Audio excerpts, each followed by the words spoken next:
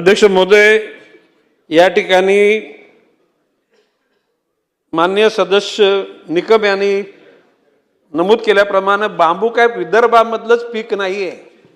बांबू हे कोकण, पश्चिम महाराष्ट्र, विदर्भ, मराठवाडा, खानदेशामध्ये कुठल्याही जागेमध्ये बांबू निर्माण होऊ शकतो।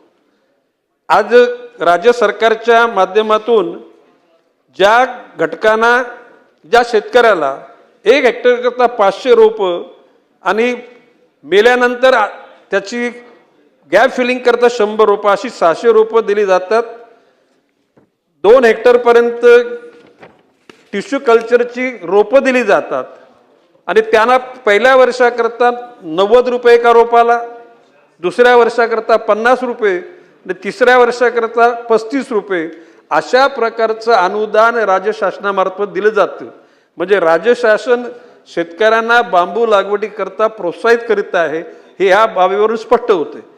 भविष्य काळामध्ये कोकणामध्ये सुद्धा अशा प्रकारच्या बांबू लागवडी करता शेतकऱ्यांमध्ये जागृती निर्माण केली जातील आणि विविध कृषी विभागामार्फत आणि पर्यावरण विभागामार्फत आणि वन विभागामार्फत संयुक्त प्रयत्न केले जातील, असं मी शेखरजी निकम यांना आश्वस्त करतो।